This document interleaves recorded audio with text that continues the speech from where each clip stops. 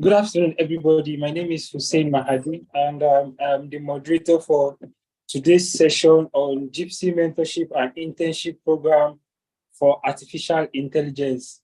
And I'm so happy to announce to you the topic for today is utilizing artificial intelligence in solving socio-economic challenges in the society and security challenges. So today we'll be having mentors join us for our sessions today. I'll also be announcing our mentors and reading their profile to us. As we are logging in, kindly put on your videos. We want to encourage everybody to put on their videos because our session today is being live streamed. Quickly before we start the program proper, I will be making some quick announcements for us all. First of all, for those of us joining us for the first time, I will also be telling us about the program. So kindly hold on as I share my screen and tell us about the program. Okay. So JIIPCC Mentorship and Internship Program is a quarterly program for students and young professionals across Africa. Mentees are afforded the opportunity to access valuable advice, training, network, mentorship, internship, discussion forums, industry updates, and resource materials from experienced mentors. The program seeks to encourage continuous training, development, and evolution in Africa and around the world.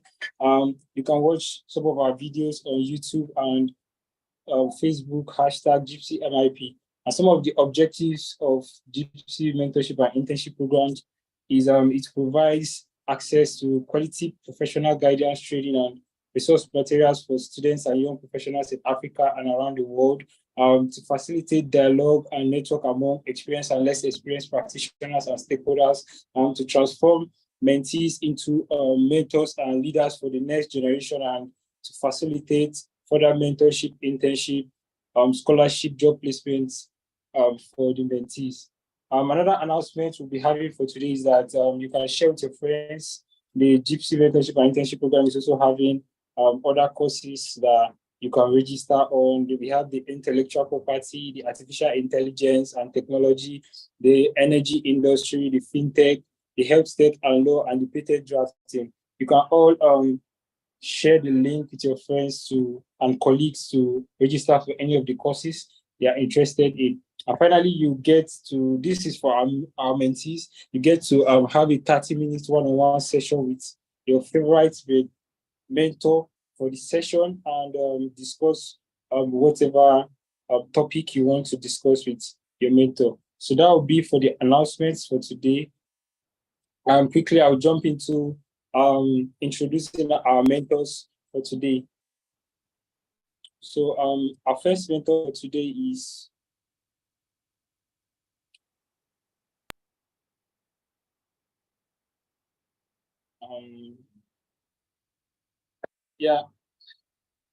Sarah Zade. Okay. Sarah Zade is an attorney at Delta Dulce in the technology group and the Benelux data protection team, a specialist in IT, privacy and data protection law. Sarah advises and assists national and international clients on privacy, governance, IT agreements and disputes, cybersecurity, privacy supervision and regulation in the healthcare sector, and the legal aspect of immunology, such as blockchain, intelligence, and others. Sarah is frequently invited as a guest at seminars and conferences, including the next International Tech Conference, Nairobi Business ST, and Dutch National News Radio, NPO Radio 1. She also regularly publishes articles and blogs on her social media platforms. And Sarah studied at Leiden University, Faculty of Law, University of Amsterdam Health Law, the London School of Economics and Political Science, Cyber Law, and in 2020, she completed the Oxford Artificial Intelligence Program at the University of Oxford. Thank you very much for joining us today, Ms. Sarah Zade.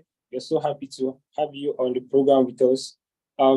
Our next mentor for today is Ana Hernandez Gardiet. Ana Hernandez Gardiet is an artificial intelligence technologist and product design engineer, paving her career path in innovative technologies with a focus on positive social and economical impacts. Thank you very much for joining us. Also, our next mentor is Kelly Idhem. Kelly Idhem is an emerging technology thought leader, entrepreneur, AI researcher, and influencer for digital innovations, passionate about applications and impacts of disruptive technologies for solving real life problems faced by people, especially in developed countries. He's current founder of LearnHub.Africa and the CEO of Lake Orion Technology, where he consults brands and help them undergo the process of decision. When not fully immersed in research, speaking engagements and technology-related projects, Kelly Love spent his time on social impact projects, helping young people through digital skills program, STEM education, and mentorship as a commitment to his mission of getting more people ready for future that will be completely disrupt technology. Thank you much also for joining us today, Mr. Kelly. And another mentor today is Amadu Tochukwu. Amadu is a UX designer with 5+ year experience and specialization in complex web application design, a 15% increase in user satisfaction and 20% increase in conversion through the creation of interactively driven and user-centered design, looking to leverage his skills on monetized improvement companies as a UX designer. Thank you very much for joining us today, Mr. Madu Tochukwu. And another mentor for today is Ms. Maryam Ismail. Maryam Ismail is an artificial intelligence engineer with a huge passion for ML. She is she has experience in working with international teams. She loves to solve problems and build algorithms. She is a good coder and creative researcher. Thank you very much for joining us. And finally, our profound mentor, Mr. Gabriel, is a research fellow of the doctoral. He's a research doctoral candidate in the Faculty of Law in Europa Università Verdina, Frankfurt oder Germany. I recently won the DAA funded position under the VIP Fellowship Program for the Research Intelligent Weaponry Law Ethics. His research is centered mostly on artificial intelligence and law, weapons technology, smart city technology, and international law, ethics, autonomous current. Gabriel is Beyond Fellow in Ethics Group of the Observation International AI Future Lab on Artificial Intelligence for Earth Technische Universität Munich. He holds a master's degree in international law and machine learning, Python certificate in artificial intelligence programming for data analysis, UAVs, and small robotics. He has several publications in both local and international journals. Gabriel has presented papers in India, Sweden, Australia, and other countries in these research areas. At leisure, Gabriel plays piano, chess, develop program with Python, and listen to music. Thank you very much for joining us and always joining us, Mr. Gabriel Udo. So quickly, we'll be moving to the program proper. I'll be calling on our first mentor to make his talk or presentation before after all the mentors, then we also take presentations from our mentees. So I can see we have Miss Miriam on the call. We have Mr. Gabriel Udo. We have Mr. Madu. We have Sarah Zade.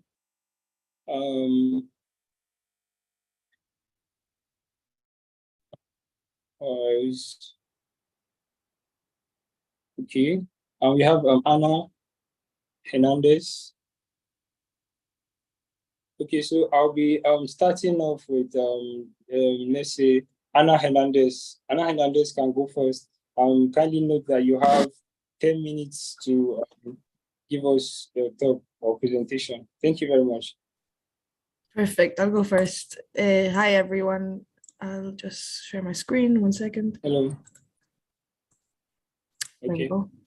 So I've made something really, really brief. This is very, very like broad topic, but I thought it would be a good framework to start having this debate about how AI can solve challenges. So I first wanted to like agree and have a small talk if people are willing to debate on what really is a challenge, and then how AI could help for this. Using a bit like the 2030 agenda for this, which I'll explain and talk about in a minute, I would want to map the AI potential with the Sustainable Development Goals and make this an exercise to start exercising the mindset of AI for solving challenges. So first of all, what is a challenge? Up to now, this was very a subjective topic, and it really had to do with your background, your privilege, and so many other factors. But there's recently been almost worldwide consensus of what are the global priorities on a challenge. So I think this is amazing as a starting point, because it gives people that are trying to focus on technologies for good to have a little framework on what really are global. I'm sure there's other priorities and other challenges to tackle, but this is a really good starting point, especially because it's part of the United Nations. So in terms of research and in terms of education and stuff, it's really easy to filter the information and to research new technology applications for each of these SDGs are called Sustainable Development Goals. So yeah, this is a great starting point to understand and research how technology has been used for each of these SDGs.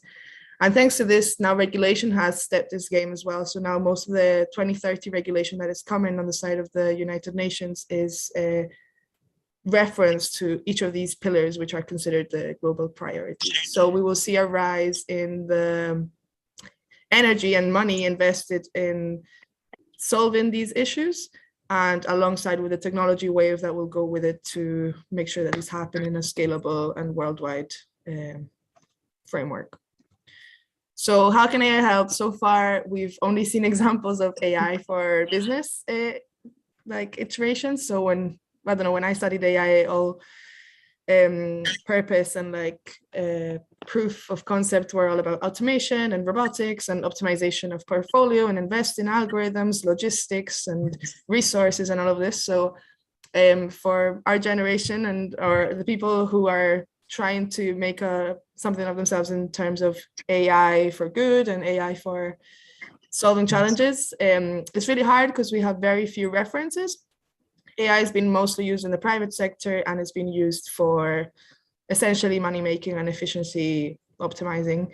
So starting from there, this is like, I think we are gonna start having a new relationship with AI, and we need to start us to define how AI can help us and help society. So I think this is a nice map of how the planetary boundaries connect with technology, the environment, the individuals, and the government. So how all these flows of positive impact and negative impact and how it feeds in this circular way is a way I'd like to see AI from now on.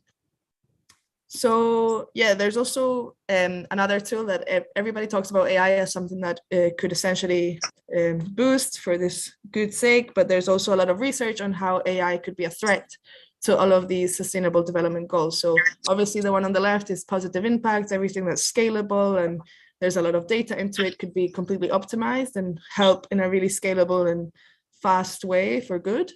But there's also a lot of negative impacts that if we're gonna go down this route and start trying to work towards solving challenges, we need to be really aware that it's not only for good. So that's another perspective. So to start having this mindset, as I said, we didn't have really many references on what AI for good could look like, as not much has been done so far.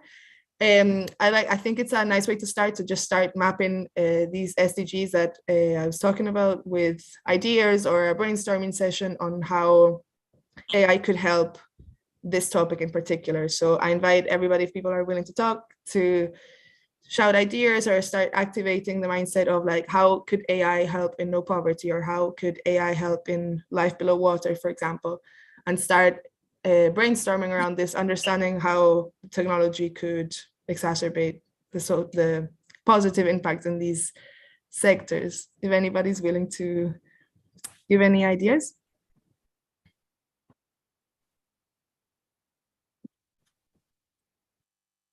Nope.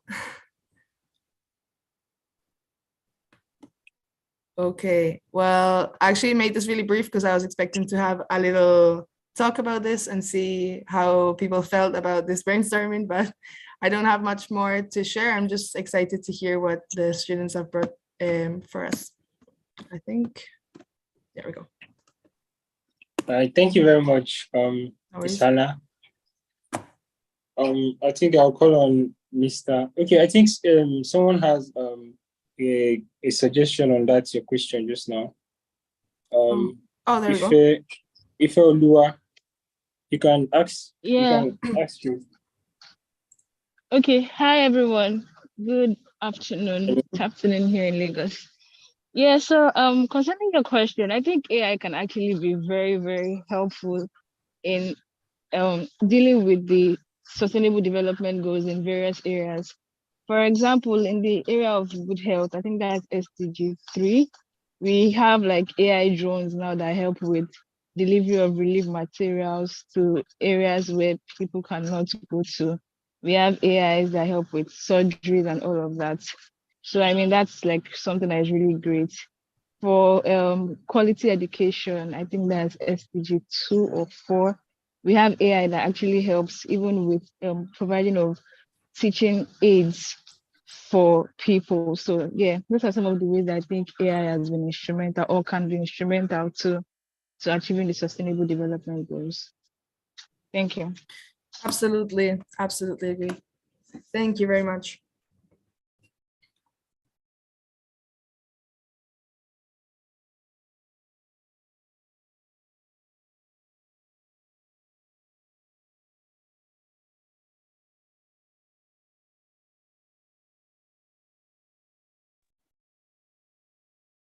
Looks like Hussein's video is frozen or something. Maybe there's an internet issue. Hussein, are you still with us?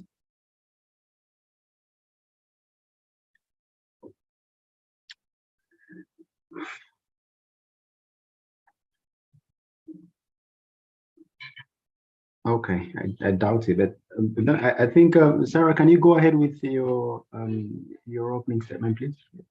They probably get to join us much later in the day. Yeah, I think they'll join us in a minute. Hi everyone, thank you so much for joining. So actually, I wanted to talk about the legal issues regarding artificial intelligence, and also, as Anna just discussed, yes, artificial intelligence can have a positive impact and can be used for good, but I wanted to then, the next step is if AI can also be used for other purposes, not for good, as it is still a tool. So tools can be used in any certain manner for any purpose. So even though you can use it for the right purposes, it can also be intentionally or unintentionally used for other type of purposes, which can be, for example, due to an AI data bias, where algorithms are trained using biased data, and then the outcome can, for example, have discriminatory effects. So it is very important to be aware of the risks that AI as a tool can have. And so due to that, in Europe, the European Commission proposed new rules and actions for excellence and trust in artificial intelligence, and also to create a framework based on which developers and users can for example, implement certain transparency measures and implement this framework to ensure that the artificial intelligence limits certain risks. And this new artificial intelligence regulation will make sure that the users and developers can trust on what artificial intelligence has to offer. The rules are proportionate, they're flexible, and it wants to create a future-proof definition of AI and a certain risk-based approach. We've noticed that on a worldwide scale, different guidelines are being used regarding the development of artificial intelligence, but also therefore different policies and different frameworks are being applied. For example, you have the OECD Artificial Intelligence Principle Overview, and the idea is actually that from Europe, we want to create in Europe a certain standard and try to create also at a certain point a push to increase a worldwide standard based on this regulation. For example, that was a bit the same effect with the general regulation on data protection, GDPR. So the Artificial Intelligence Act, and you also have, sorry, you have the Artificial Intelligence Act and the Artificial Intelligence Liability Act, which the second one focuses on ensuring that if there are any issues based on which have caused you harm, that can be financially or physically, you can easier ensure that your claim can be followed up on. And those liability rules are on products to protect consumers, but still also foster actually a certain innovation based on artificial intelligence. And still to prevent that not everyone has to follow these rules, even if it's very limited artificial intelligence with a very low risk. The regulation states a certain tiered format based on a high till very low risk approach. So we have critical infrastructures, for example, education and vocational training, safety components of products. Those are all aspects based on which artificial can be used. So we want to, based on all those different applications and tools, look at how can we ensure that very high risk artificial intelligence that is, for example, being used in healthcare gets a different regime than, for example, a chatbot on a website. If there's a limited risk, those are artificial intelligence systems with specific transparency obligations, and those are, for example, chatbots. Then users should be aware that they are interacting with a machine, with a computer, and they can take an informed decision to continue or to step back. So we have a limited risk on one hand, we have the minimal risk on the other hand, that are, for example, AI-enabled video games, spam filters, and the European Commission stated that most of the artificial intelligence systems as used currently and developed currently will fall in the categories limited or minimal risk. And the regulation of artificial intelligence does not want to intervene in these fields. The risk is very low, so it's okay if you further develop artificial intelligence and use them for different cases. Just know that you have to still be transparent to the users what type of artificial intelligence you're using. But you can also, for example, imagine that websites inform users what kind of data is being used and, for example, what measures are being taken to prevent a bias in data. And then there's also the very high risk artificial intelligence. And in that sense, any high-risk artificial intelligence systems will have strict obligations before they can be used on the market. And for example, you have to do a risk assessment. You have to prove that you have a high quality of data sets. You have to log your activity. You have to draw detailed information, provide any clear and adequate information, and ensure actually that your systems are secure, are accurate, are safe. So that you notice that based on that, what the approach is of the European Commission and what they want to enroll, at least in whole of Europe.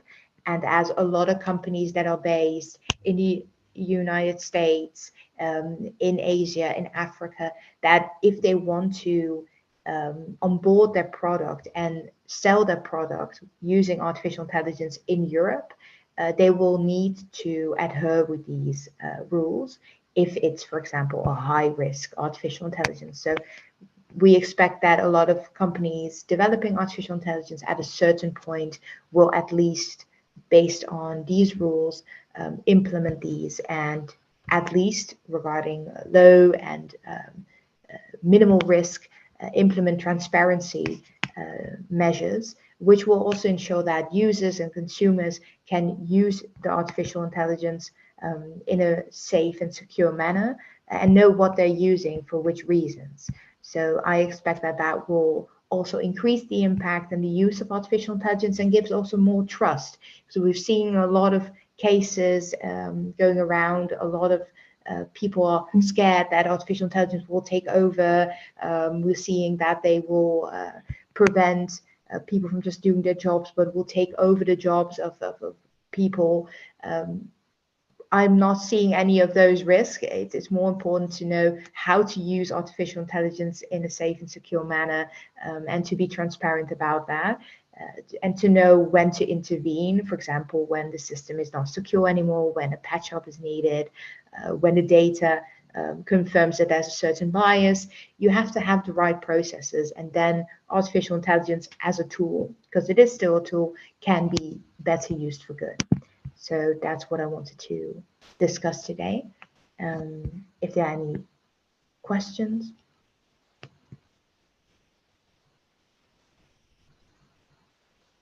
Thank you. Looking forward to the presentations and the use cases.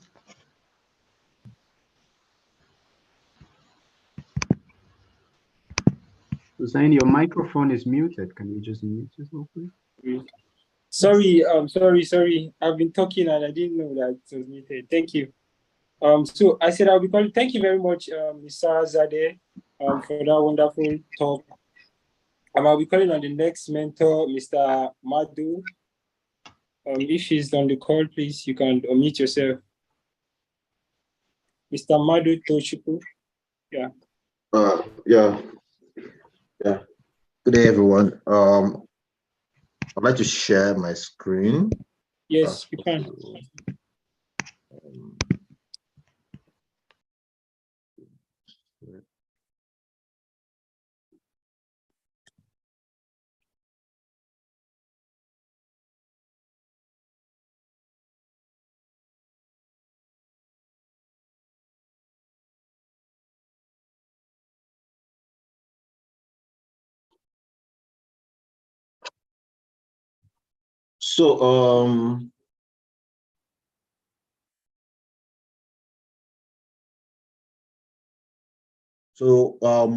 My own area, I want to talk about how to utilize AI to solve challenges, especially in product design and user experience. So first of all, we all understand what AIs are actually. AIs are artificial intelligence, or like referred to human simulations or machine programs that are used to learn how human beings interact and be interpreted in a more natural or more digital formats to be able to relate information or relate perspective to particular users.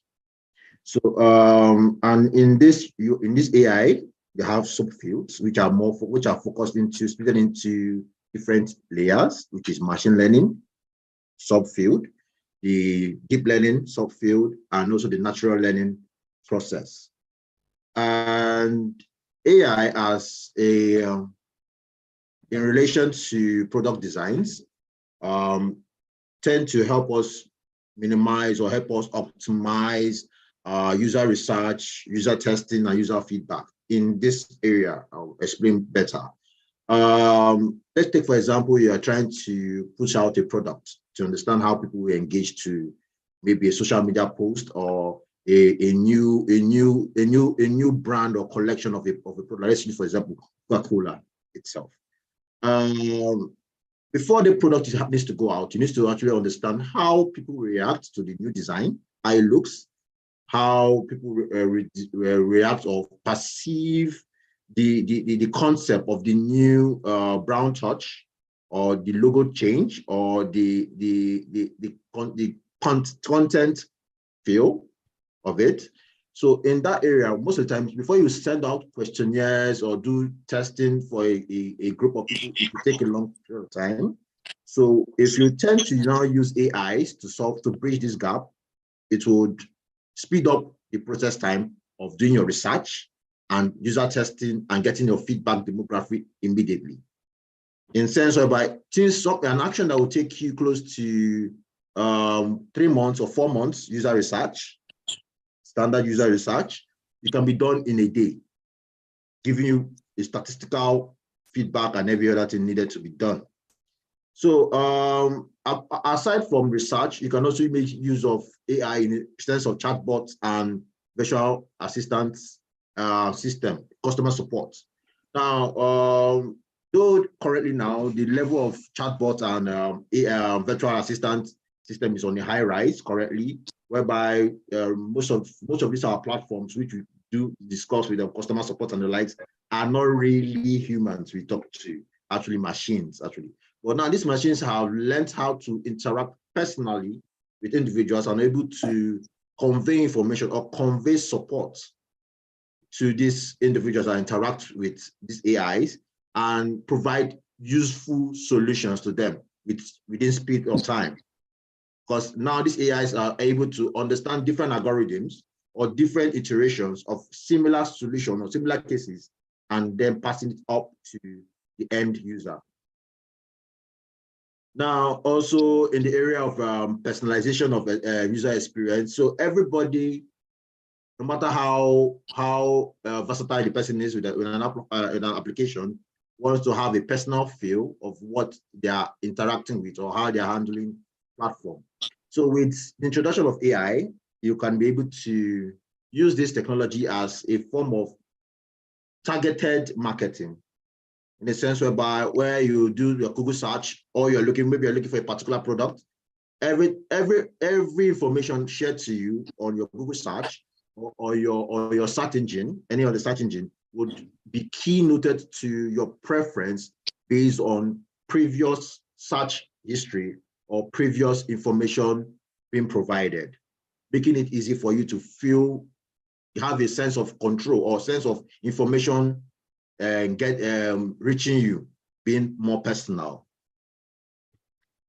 In conclusion, in summary, I would say the user experience, the AI we currently have now, especially using the example of the JIIPCC and other AI platform, has actually helped to make product designs more expedient and more user-focused, user-first focused.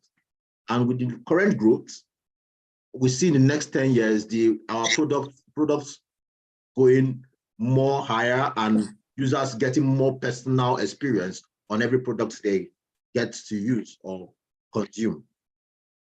Thank you. I think any other question, I'm open to hear.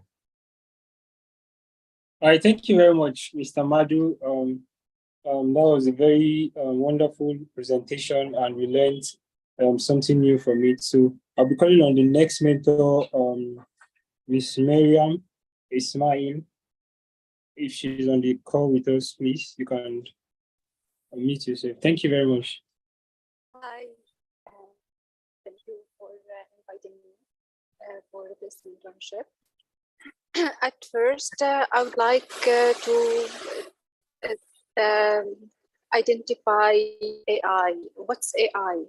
For me, AI is the art of getting machines be a little more like human, think like human, act like humans.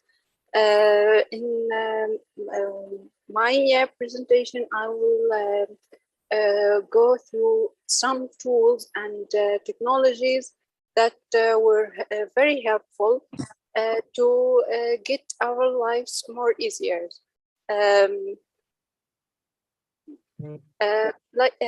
We have AI is being used in many fields, like healthcare and medicine. Many systems are being used for lung cancer detection, diabetes detection, skin cancer detection. Also, we are studying if a specific disease or medical condition is related to a specific gender or not. Have a system that helps lawyers. It's more like a lawyer assistance. We have also some contribution in security and cybersecurity. Mostly image and security, image detection, movement detection, so you don't have your cameras rolled on all the time. In cyber securities, there is some systems to protect attacks and how to act to defend your system against it. In finance, there is some systems to identify frauds, to identify money laundering cases. You can also use it to study the financial case of the financial state of your company. Are you gaining? Are you losing? Where you should add more efforts, where you should enhance, what you should eliminate. There was also some more like humane contribution, like art. I think all of you heard about the website Midjourney that when won the first prize in the art show was a few months ago, and the developers did not reveal it was done by AI until after they won the prize. That's when people went a little bananas. There is some contribution in agriculture, detect plant disease, detect when the crops are firm, when adding a system to study when you should add water, when you should add the fertilizers, when is the best time to trim it, all other stuff. There's also self-driving car, which is have a mostly low rate comparing to human driving.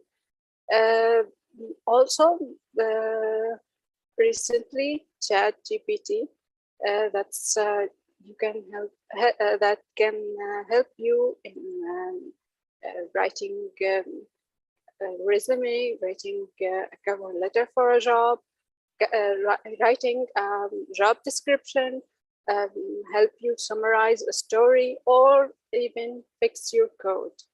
That's very great move, I think. There was some talk about maybe ChatGPT will get a little will dominate developers' jobs and get us to be unemployed. I think it's remember when electricity started and entered to the industry. Many said the employment case will rise, but the truth is the opposite happened, and you needed more manpower, but not any manpower who can use these tools and machines that you develop. So maybe in some little time, it's gonna get a basic skill to use these tools like ChatGPT. There is some challenges for AI that, and for, I think that makes the AI actually is behind, not in the way to enhance the human race at all. Lack of data, the dominating reason of and the flaws of working on AI. It's so hard to get data, and you might get false data. There's a lot of challenges combined with collecting data. It's also expensive. For now, you can see that the AI leading countries are the ones that have the strongest economy. That's like you can see, you can build robots in a very on budget. It's very expensive. At last, I would like to present a question: should we be afraid of AI? And what's everyone thinking about it? That's all for me. Thank you. Anyone have a question?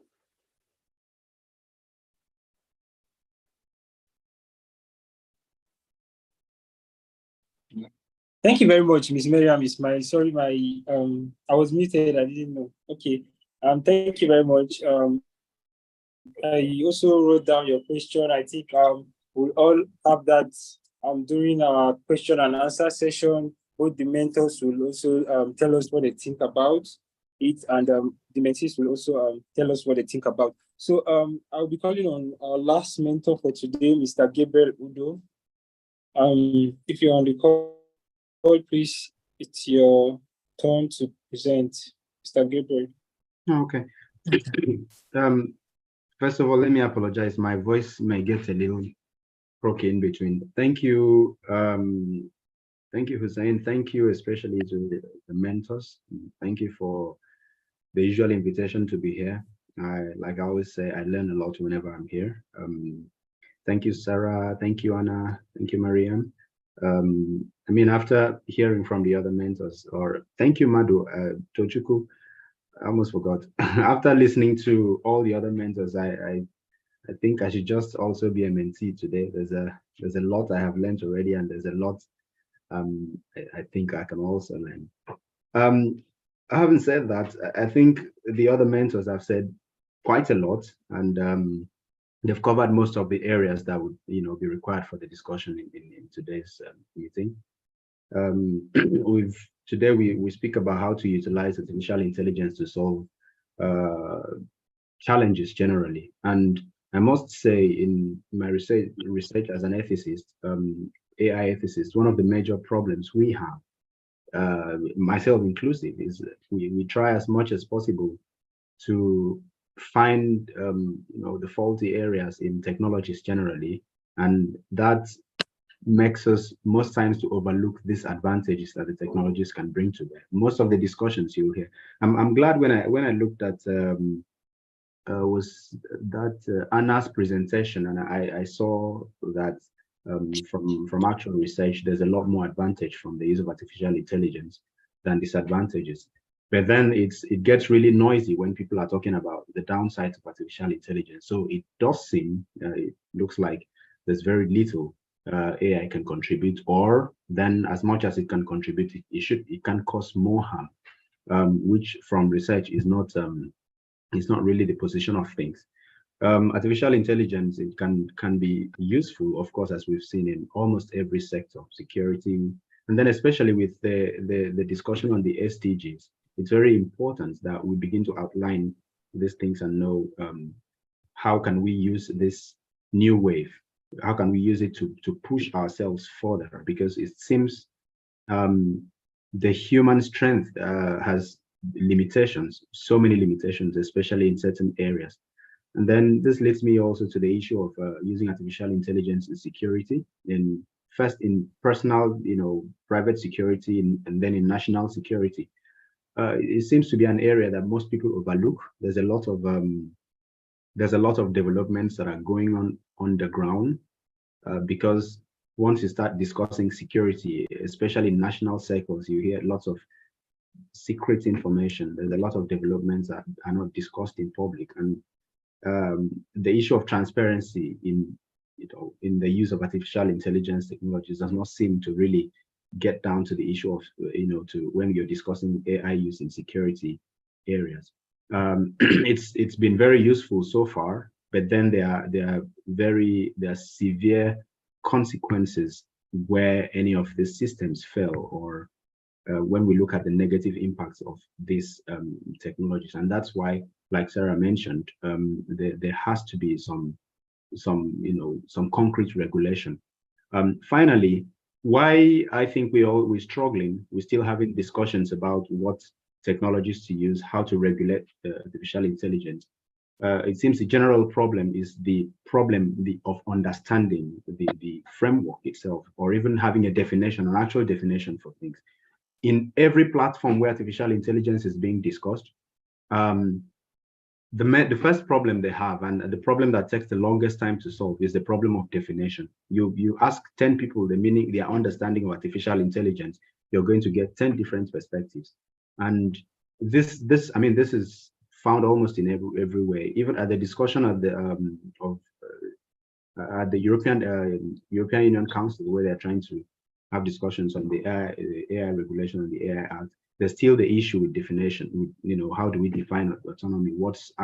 When do we say a system is autonomous? Because at different levels of autonomy, there are different risks and there are different advantages. So when you're talking about how can a system be useful, how can a system be regulated, you need to know the level to which that system is automated.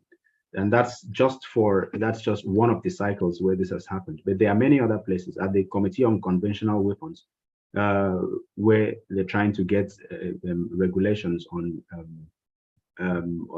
automation of weapon systems, there's still the problem of definition. Till date, since 2012, there's been sittings almost twice every year, and there's still the struggle to understand, okay, what exactly do we mean by artificial intelligence? So most times we get deep into the discussion, and then when we get stuck, we realize that the problem was actually at the inception. And so finally, based on all this, while we have discussions, we should also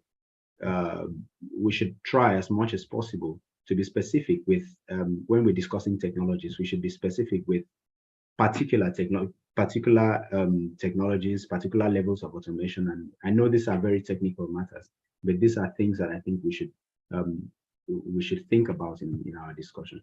Once again, thank you so much.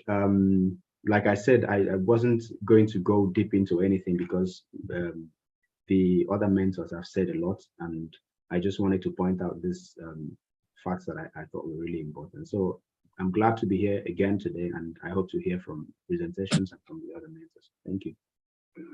All right. Thank you very much, Mr. Gabriel Udo. I think we're moving on to the question and answer sessions. I'll be taking questions from our mentors earlier before this session to our mentors to get answers from our mentors. But quickly, before we start the question, we take a picture gallery time. So we encourage everybody to put on their videos and put on a smiling face, so we get a clear picture of our program today. Thank you very much as you do so. Kindly put up your videos, just 30 seconds something. Thank you.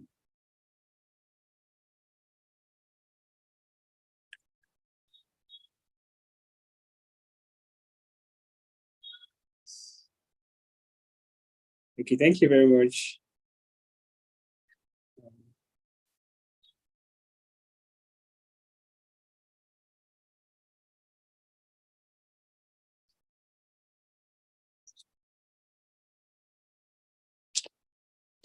Yeah, I think we got some few pictures for our posting. So I'll be moving on to the questions from okay, I'll be asking the mentees. The floor is open. Anybody that has questions for our mentors regarding the topic or any aspect of their presentation you do not understand or you want them to throw more light on, You can raise your hand. I'm checking to see if your hand is raised, so you ask your questions. Okay.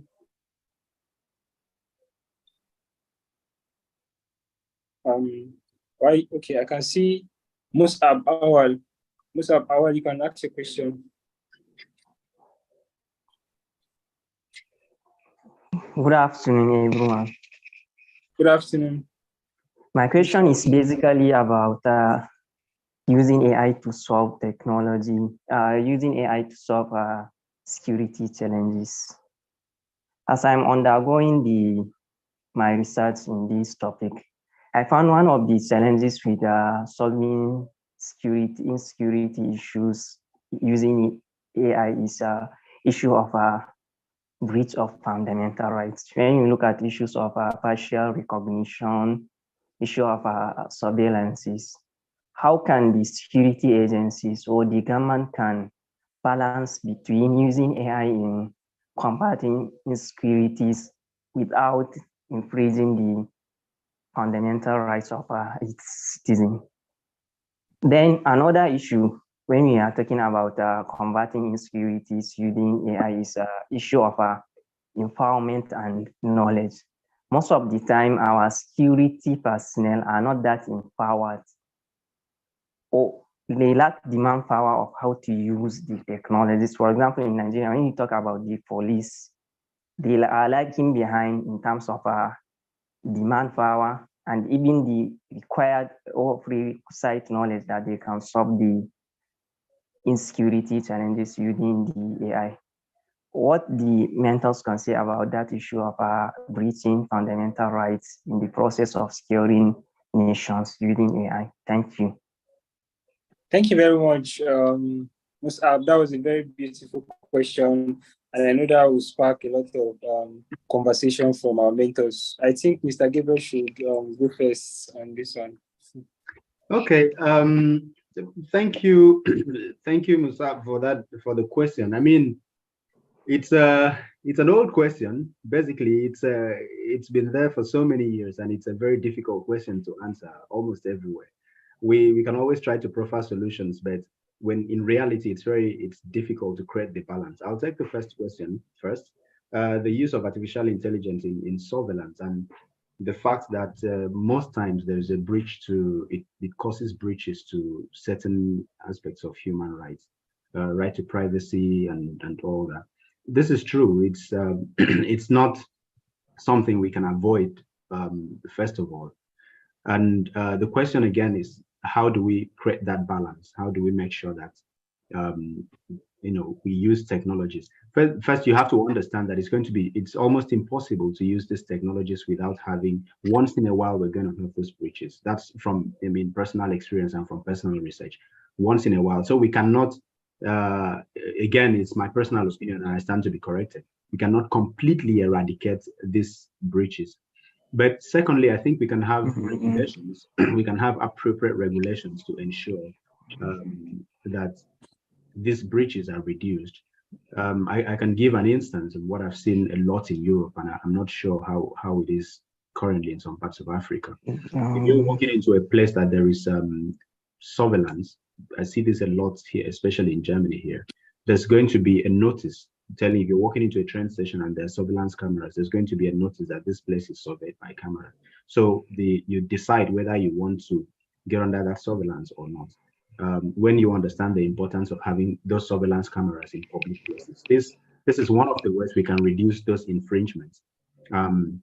People have to be informed, like the requirement for data subjects to be informed of about data as being taken. That's one. The other aspects could also be the issues of education. How do we educate the people that are behind the systems? How do we educate? Governments need to know. Some governments don't really, even especially back in Africa, don't really understand the limits to which this should be done. I'm sure the other mentors will add things to that. On the second question, the issue of unavailability of manpower, especially in the police force, for instance, and lack of proper education on the use of these technologies. On the issue to start with, when systems are automated, one of the advantages is that it reduces the need for manpower. So if you need somebody to check everyone that's passing through the airport, and for instance, and then you have systems that automatically do these checks themselves, then you wouldn't need police officers to stand there. So first, automating systems help, make up for these lapses in of manpower. And that takes us to the issue of education and understanding. I think that's more of a political issue as far as, back in Nigeria is concerned, because these things can be taught in police colleges, these things can be taught in schools. We can input these systems into this knowledge into our educational system, so people get properly trained before they actually get into the police force. And we can also have trainings for members of the police force, like I've seen in some places here in Europe. And then finally, I should also add here that it's not possible to get everyone on the same level, but we can reduce some of these breaches and ensure that the times where systems are automated, people understand what kind of systems they are using, especially in security. So that's my opinion. All right, thank you very much, Mr. Gabriel John, that answer and that opinion. I'll call on Ms. Anna Hernandez to also give us some contribution on that. Anna Hernandez, I don't know if she's on the call. Okay. She's not responding, so I'll call on Sarah. Sarah Zade, Miss Sarah Zade. Yeah. Yes. Thank you so much. Did you get the question? No, there's something with the line. Could you please? I was saying whether did you understand the question he asked? Musab asked. Did you understand the question? No, could he ask it again? Okay, Musab.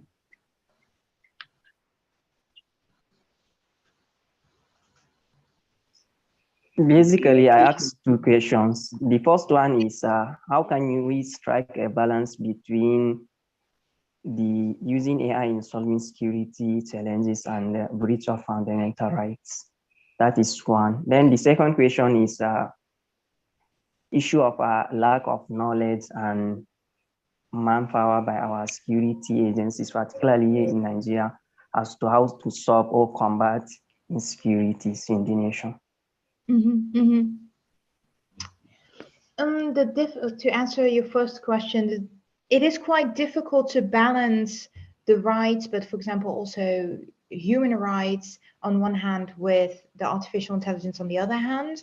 It is mostly important to follow then, in that sense, I wouldn't say strict rules, but then to apply certain rules regarding more human-centered rules, values, fairness. AI systems should be designed in a way that they respect certain democratic values, diversity, include appropriate safeguards to ensure like a fair and just society, non-discrimination, equality, diversity, fairness. The difficult thing is with artificial intelligence that it will really depend on the data, and it will depend on the quality and the quantity. So you should implement safeguards to ensure that when seeing certain outcomes, and that's also a part of education and processes, to see timely that artificial intelligence is going the wrong direction, or let's say your tool that implements artificial intelligence is not showing certain results that you would expect. So, for example, that it won't detect certain people regarding, let's say, if you, for example, implement a tool that will, for example, let's say it will see male faces, but it will not see or recognize female looking faces, then you can say that the artificial intelligence is not working properly, but can also have impact on female looking people instead of male looking people. And then you should see like, oh, we see that over time, we see that it's mostly beneficial or recognizing male faces, and that can on one hand not be an issue, but it can be an issue. For example, if you are having a healthcare related tool that uses artificial intelligence, or for example, that certain skin colors are not being recognized, or that certain diseases on certain skin colors and skin tones are not being recognized. So that can have a lot of negative effects. So then you have to do a step back and think, okay, what kind of data are we using?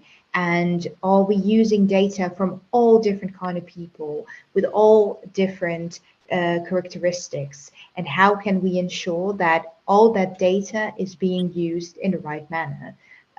Because that will impact in the end human rights, diversity. It can impact the rights of humans on a long term. And even though when you're developing that artificial intelligence tool, or you're writing the code and you're looking at the data, it can be that the first use cases, you're not having that effect yet, but implementing that same artificial intelligence recognition software can have a negative effect on human rights and democratic values and diversity. So it's also depending how you will use it, in which sector you will use it. And then you should always look back, what kind of data did I use? And how can I improve that? How can I ensure that not just rights in the sense of privacy and data protection is being respected, but also non-discrimination, equality and diversity and social justice? How can we ensure that we are using it for the right purposes? So I would say that it's quite difficult to balance that, because it really will depend on how you will, at a very early age, collect your data, and it will also depend on how you will use that artificial intelligence and the purposes you will use it for. And you can have artificial intelligence that you've developed over time, which works perfectly in a certain sector, but you can't use it in another sector without having to adjust that, or having to adjust the data and the data sets you're using. And your second question, how I understood correctly there, you were asking how to also improve the quality and ensure that enough developers are, for example, available to tackle this and to tackle certain issues regarding artificial intelligence. Is that correct? Yes.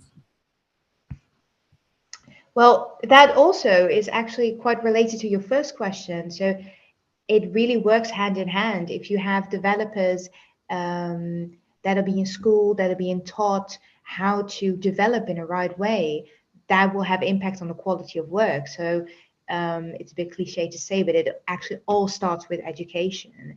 And you can be a great technical developer, but that doesn't mean that you are also aware of the ethics, or that you're also aware of the laws that apply to your product that you will develop over time. So it's also important to indeed invest in education in a very broad sense. So also on the impact on human lives, on the human rights, on the laws and legislation that applies, but also on ethics. Do you really want to use artificial intelligence in every product that you're going to develop?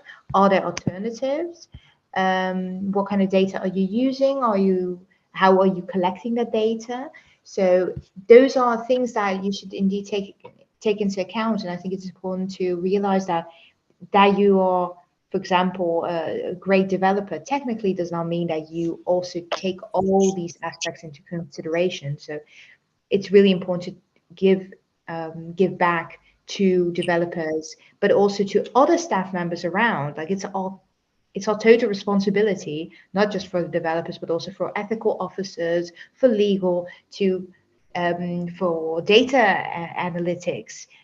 So if you're working in the data analytics field, you also have a certain responsibility, and the company and the directors also have a certain responsibility. So really work together, educate yourself, read also a lot about, for example, biases and technical aspects on how to prevent that. Really also try to develop side projects and see how it works. If you tweak the data, do you get other results? Try to log that. And I think those aspects are really important to keep a broad and unbiased way of work as a developer. All right, thank you very much, Ms. Sarah Zadeh, for answering the question. I think Mr. Gabriel also added some contribution on the chat box. So I'll call on one other mentor to contribute to that answer before I take the questions that were sent by the mentees. Mr. Madhu Tochukwu, if you have any comments on that question.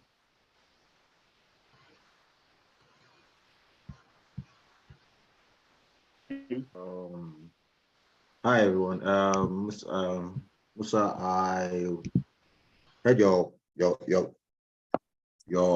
question, and it's quite intriguing. I think Mr. Gabriel has actually answered basically everything that needs to be said, but I'll just throw in some little bit of pointers, especially in the area of when you talk about the whole security, using AI in security and the likes.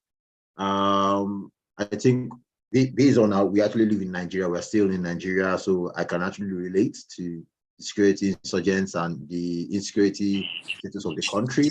So I would say this, the AI technology, if well implemented, apart from the whole security, the personal privacy policy, if we can implement what Mr. Gabriel's added up, that what's happening in Europe, in Nigeria, I think it will create more awareness to allow you know what areas or what particular region or locations where the security cameras are available or are in active use to guide you for your privacy purposes. Because truth be told, the AI itself, the artificial intelligence itself, it's a learning system. It learns and iterates actions over time. So when a particular action is done that was triggered to be negative action, if it sees similar algorithms, similar traits that would lead to that same issue, it will trigger an alert to inform the security personnel. So that now jumps us to the second area of the security personnel. As horrible as it is, as painful as it is, our Nigerian security forces spread across both the police, the Nigerian Army, the Air Force, and the likes. God have mercy. I actually was raised by a Nigerian Army officer. My dad is a Nigerian Army officer. So I'll tell you this for free. Their level of education in technology is quite poor. But notwithstanding, putting Ms. Sarah's idea of machine actually taking up the jobs and taking up the tasks from those capable hands and doing it for them makes it more easy. In the sense whereby if, for example, someone beats the traffic lights, instead of the last man like in Lagos where the last man to be chasing you and the other, the traffic cameras can pinpoint your license letter and your number, send you a quick email or quick message that, oh, you have violated this area, and give you your fee, your tax fee. That will be at the end of the year. If you continue doing it for the end of the year, when you go for your vehicle checks and the likes, you will pay up those fees. It cuts out the stress of the last man blocking the road and other drama that comes with it. So now, in a way, yes, it may have taken some employment jobs out of those security personnel, but it has also made, in a way, look at it, has made the work more efficient and given us more trust in the system, because the AI has learned over time what needs to be done and executes the actions properly. So it's all about the AI itself. I see it as an opportunity because AI is actually neural learning. It learns and iterates like a child. It picks up what you teach it, it learns and continue iterating and continue improving on it. So that same technology, if implemented in Nigeria, in our security agencies, it would actually give us a boost and put us at the right track where we need to be. I think that answers all and what I can say for now. Thank you. Right. Thank you very much, Mr. Madhu. I don't think I can call our other mentors, but I'll be asking them the next question. I don't know if there's any mentee that has question to ask before I ask the questions that were sent to me. Kindly note that if you have a question, you are not allowed to send it on the chat box. You are supposed to ask the question to the mentors live. Thank you very much for noting that. So I'll be reading out the question, and this first question is for Miss Miriam Ismail. She's still on the call with us. So would it be right to deduce that with the rise of AI impacts in solving social economic challenges, that there will soon be a wider gap between the rich and the poor society?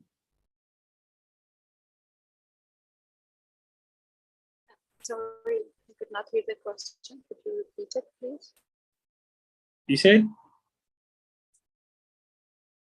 I'm sorry, I could not hear the question. Could you repeat it, please? Okay. Yeah, I'll repeat the question, and I'll also be sending it on the chat box. Okay, the question is that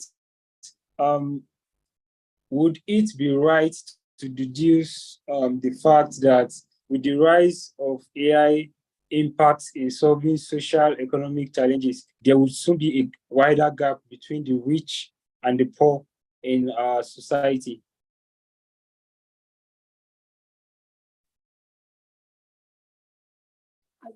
I don't Did you get the question?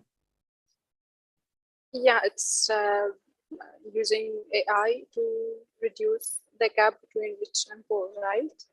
Did I get that? Yes. Okay. So actually, I don't think that would be the case. I don't imagine it because like we mentioned earlier, to use AI, you need a lot of expenses. So the contribution of poor will be being developers or I think yeah, like Elon Musk did when he released his game, he gained some money, but it was not the main reason he got rich. He had his father had a mine, and that was the main that helped him to kick off his career high. Was he gonna make it like for now for SpaceX or Tesla or these? Of course he will, but it was gonna take him a lot more time. He's gonna need people to support him, people who believed in him. So yeah, you can't. Okay. I see it's a year. I'll also be asking the same question to still on the call with us. It's Anna Hernandez.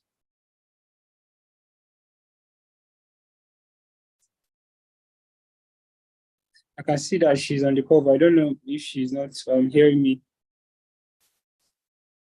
Okay, she said her connection is failing, so I think Mr. Madu Tochukwu can also take that question.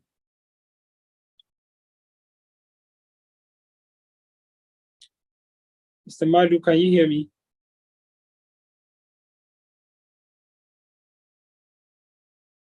Okay, you can't. Okay, Mr. Gabriel, please, you can help us out here.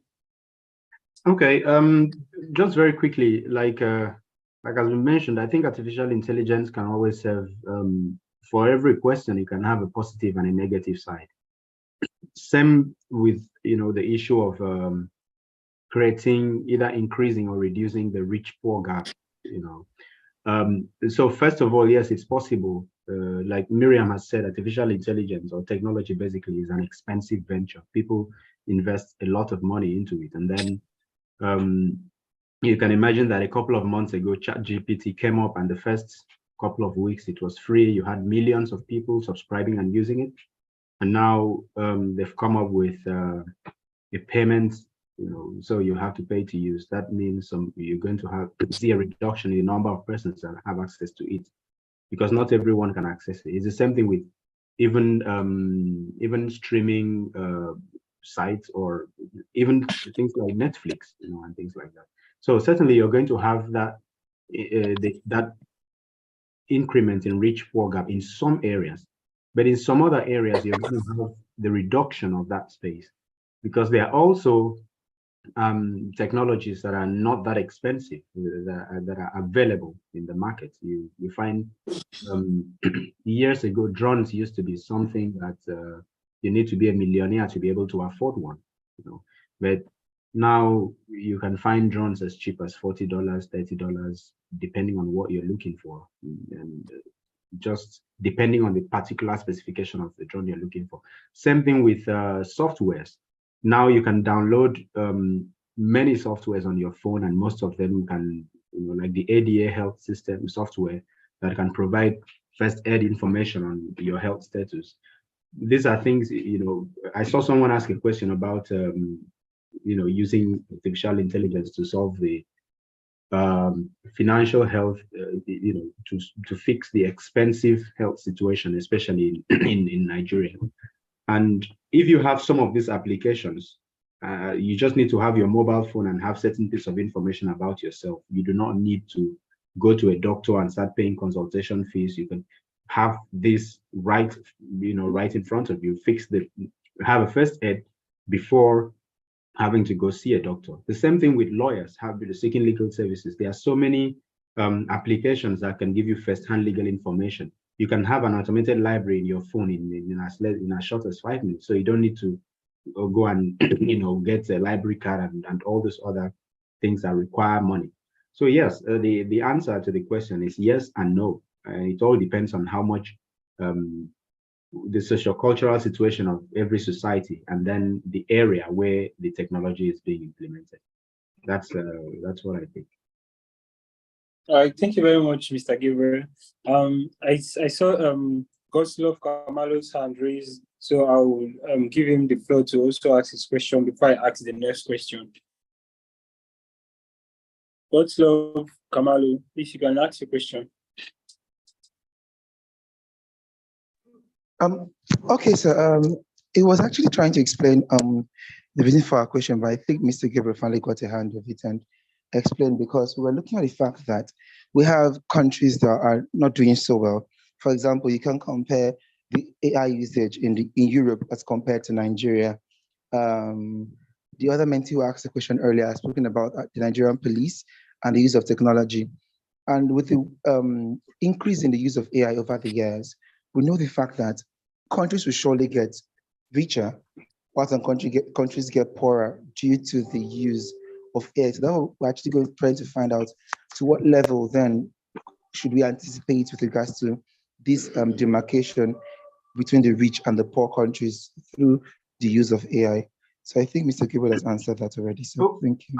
Okay, yeah. If I could quickly add to that, at the country level, I was actually thinking of the smaller society level. At the country level, sir. Yeah, at the country level, last week, I think someone talked about having an international regulation. Some of the things this regulation can do could be to provide for the balance in the use of technologies in different countries. That's the one thing that could be a solution. Also, like I also mentioned last week, it's very important that in the implementation of technologies, first consideration should be the socio-cultural condition of the people, of the place where it's good. So importing technologies from Europe straight to Africa is certainly going to come with problems, whether we like it or not. Legal problems, ethical problems, and all those other things. So it's usually advisable for, it's okay to bring in some of those laws, but we have to sit down and study them and understand our situation. How do we have enough manpower to run this kind of technology, or do we have the systems or things like that? So basically, that's what I think. If we import these technologies, we need to first of all understand what we're bringing them to. Otherwise, we're going to bring documents in German to Nigeria, and then nobody is able to read them. Then we have to travel back to Germany to find somebody to read and understand them. So we'll invite you over, sir. No, thank you. Thank you. Yeah, so that's what I think. But basically, first of all, it's necessary to have, and I really hope we are going to have a balanced international regulation. And that regulation, because if you look at the European AI Act, it's just going to cater for Europe, no matter how we look at it. Africa is going to bring it. We have the same problem with the GDPR. We brought it down to Nigeria. We tried to call it the NDPR, and then we noticed that there's a lot of issues. There are lots of loopholes because the sociocultural situation of Nigeria is completely different from what we have where the original documentation was made. So that's what I think. All right, thank you very much. I don't know if Ms. Sarah has any contribution to that question before I ask her. Yeah, no, sorry, the connection wasn't very well, but I definitely agree with what Gabriel mentioned. That it is very important to take into account that implement that was already a point I was trying to make, that as Europe is going to implement that Artificial Intelligence Act, it will try to create that standard as what it tried with the GDPR. But that will mean that a lot of countries will experience issues with trying to create a certain synergy. It has to, at a certain level, try to comply with, but that doesn't mean that it will work. And it doesn't mean it will work with every country, also because every country around the world has a different legal system, has a different culture, and that will continuously have issues with the further implementation of that, of those laws and the regulations. And also, I think it's important to note that you want to have local innovation. So you also don't want to just mention, oh, we need certain AI implementation, we need certain applications. So you know what, we are going to buy them in from other countries, while you can also try to stimulate innovation locally and ensure that local developers will develop artificial intelligence that complies with local rules, of course, taking into account international artificial intelligence standards for the development, but also look at ethics, cultural differences, and take that into account when developing that, also to keep the knowledge locally and within the country.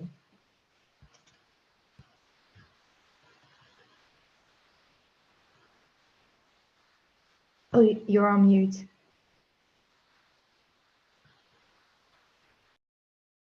All right, thank you very much, Ms. Sarah, for contributing to that question, to the answer to that question. And okay, I think Ms. Anna also wants to contribute. Yeah, sorry, I missed a bit of this conversation because my connection is also pretty bad. But I was wanting to add something on the lines of what Sarah was saying. I think there is this trade-off between accessibility of AI and then just standardization of the Western viewpoint and design of AI. So if we make AI accessible in countries that haven't reached AI so much, then what we're doing is we're implementing again the processes and the internal algorithms that have been designed by these other countries. So there is this inherent bias in just even coding languages, let alone algorithms, and then let alone the data that made and refined these algorithms. So there's such tools these days that are like no code. Everybody here is talking about them all the time, and it's widespread, making coding accessible. And there's even no code AI. No code is just these platforms that have like all the code backend, but then you just move around blocks and it does it all for you, which seems incredible for accessibility and for making people know how to code from day one when you're actually not really coding. But when there's also pros and cons. Like, of course, it's good for making AI accessible. But when we're talking about moving AI and widespreading it, there is this huge risk that we're just standardizing AI and hoping for the best that the people that are learning from no code or from utility tools of AI are just repeating patterns as opposed to applying innovation, as Sarah said. So we have to be careful. I think there's a bit of a trade-off that we need to like make sure it's accessible and it doesn't become like a huge university investment for all. So maybe like playing around with how no code and then designing your own, or needs to be a little long roadmap. Thank you very much. Thank you very much, Ms. Anna. I'll be asking you the next question also. What measures can be put in place to prevent a wider gap in the economic growth of society due to the utilization of AI?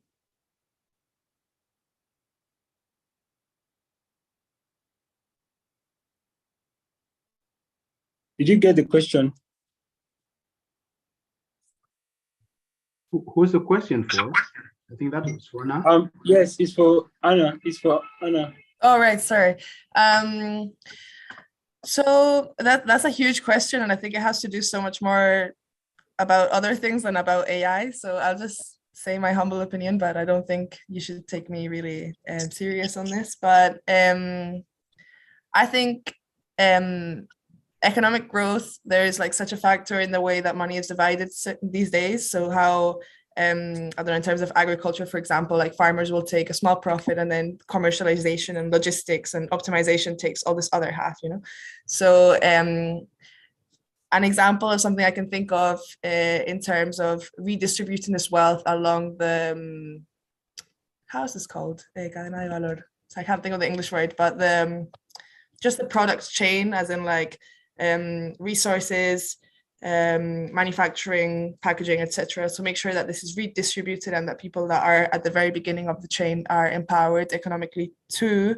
There's stuff like blockchain and fair trade that ensure that when you're buying a product, you're making sure that like all the backend and AI algorithms are not just benefiting the last person in this chain, that there is like an ethical chain of events happening and ethical salaries, and making sure that this is all visible with technologies. This has nothing to do with AI, but other technologies that are good to have traceability and transparency on how the economic chain of a product or a service or a company or etc., even a government could enhance this type of mindset and culture of economic growth in society.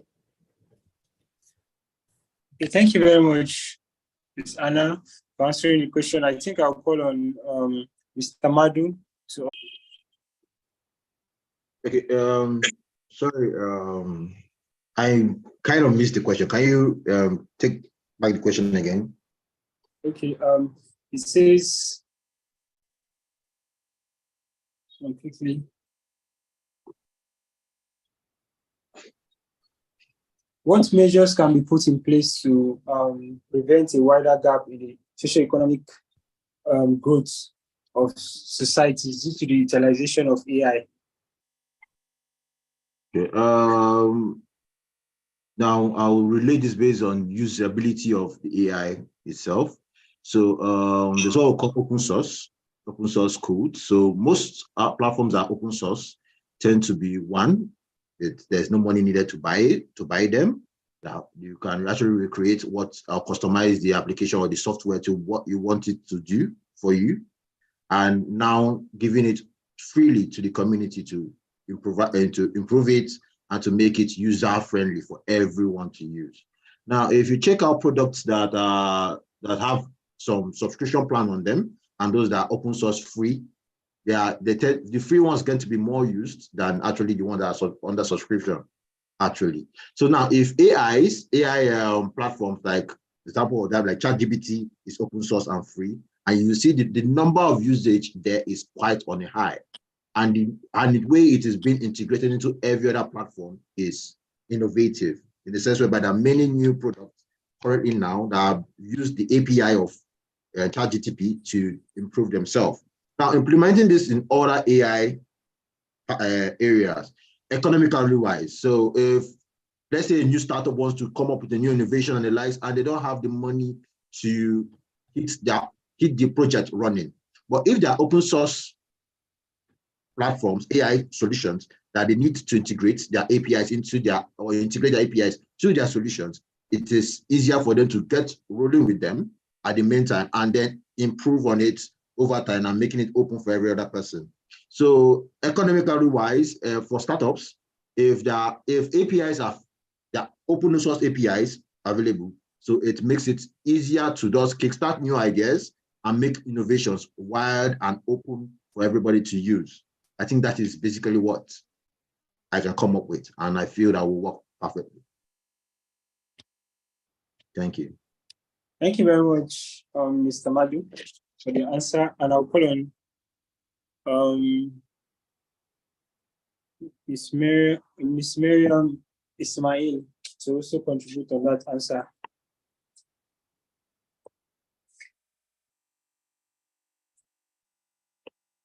Ms. Ismail, are you with us? I'm sorry. Question, sorry. Okay. Hello. Yes, we can hear you. What was the question? Okay, the question was,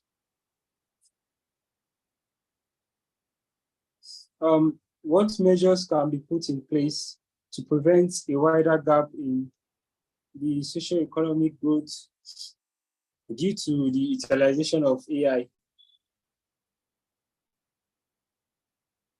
Did you get the question? Yes. I think it all comes to education. I don't have more input about this more than this. It all comes to education, family, schools, that's all.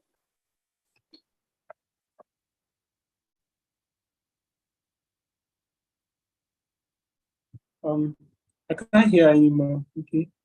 I think you are muted, ma.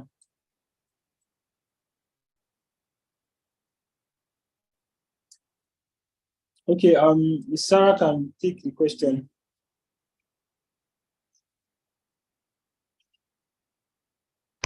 Can I hear the question again? Sorry. Okay.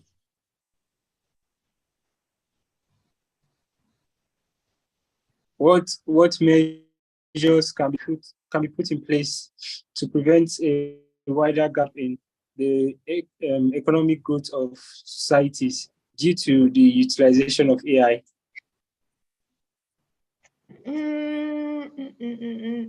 Well, we also just discussed that it's important to also look at the local culture and the local laws and legislation, local innovation of a country.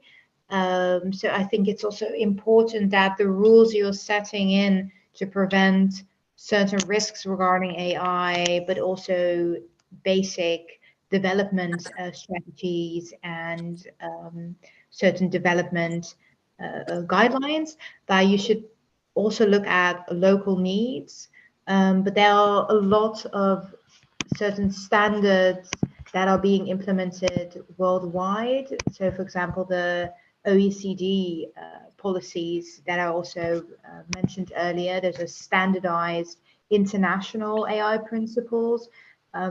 Those offer a certain flexibility to also tailor that depending on where you're located in the world. But for example, those value-based principles are, for example, regarding growth, sustainability, transparency, security, accountability.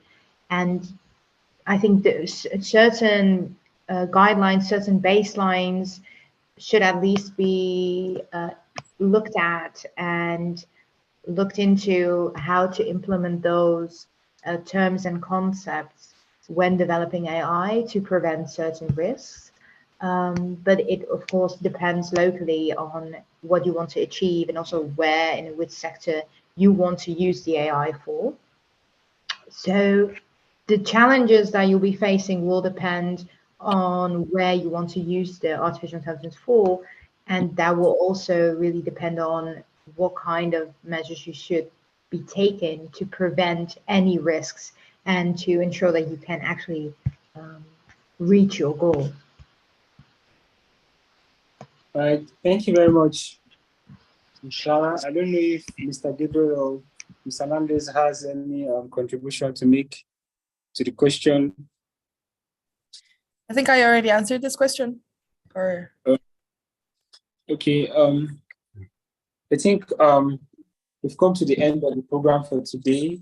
If any mentee still has a question, you can quickly ask before we say bye-bye to our mentors for today. Thank you very much, Ms. Sarah, Ms. Hernandez, Mr. Gabriel, Mr.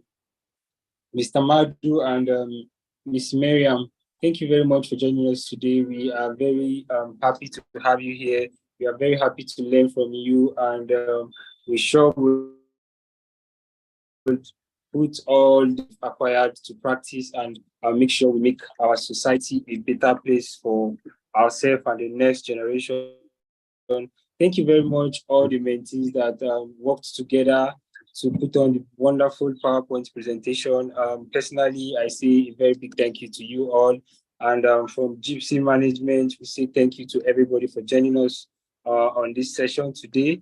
We hope to see you guys, our mentees and mentors, on more sessions to come. Thank you very much, everybody, and have a fun-filled weekend ahead. Thank you all. Thank you so much. Thank you so much. Bye. thank you. Bye-bye.